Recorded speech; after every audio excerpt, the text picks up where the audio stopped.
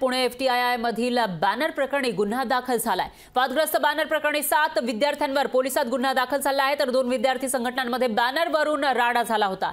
Deccan police स्टेशनमध्ये त्या विद्यार्थ्यांविरोधात गुन्हा दाखल झाला आहे, तर पुण्यातील एफटीआयआय मध्ये remember Babri death of constitution अशा आशयाचे बॅनर लागलेले होते।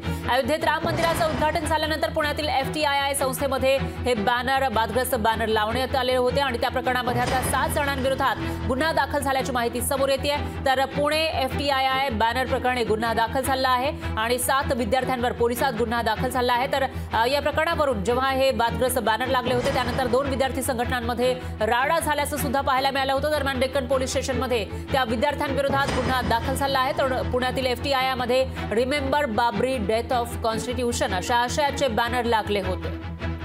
आणि याविषयी अधिक माहितीसाठी आपले प्रतिनिधी अमोल धर्माधिकारी हे आपल्यासोबत थेट फोन लाईन वरून जोडले गेले आहेत। अमोल, काय सांगाल? एफटीआयआय मध्ये काही बॅनर लागले होते आणि त्यानंतर आता विद्यार्थ्यांवर गुन्हा दाखल झाल्याचं कळतंय, नेमकं काय घडलंय एफटीआयआय मध्ये?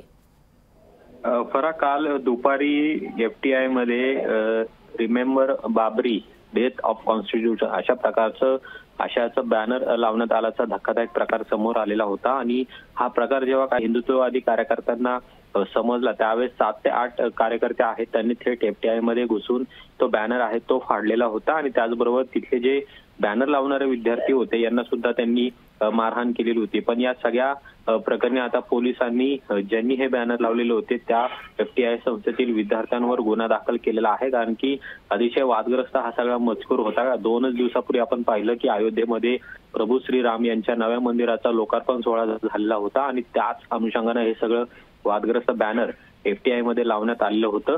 एफटीआयच्या स्टुडंट असोसिएशनच्या पदाधिकाऱ्यांवर खरं तर हा गुन्हा दाखल केल्यानंतर आता 7 जणांवरती ही कारवाई करण्यात आलेली आहे।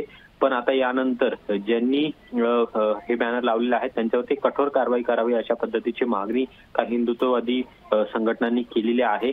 काल हे सगळा जो प्रकार घडलेला होता त्यानंतर काही काळ तणावाचं वातावरण एफटीआयच्या प्रांगणामध्ये निर्माण झालेलं होतं आणि त्यामुळे पोलिसांनी सुद्धा तिथं कालपासूनच बंदोबस्त तैनात करण्यात आलेला होता। पण काल रात्री उशिरा डेक्कन पोलीस स्टेशनमध्ये 7 विद्यार्थ्यांच्या विरोधात हा गुन्हा दाखल करण्यात आलेला आहे।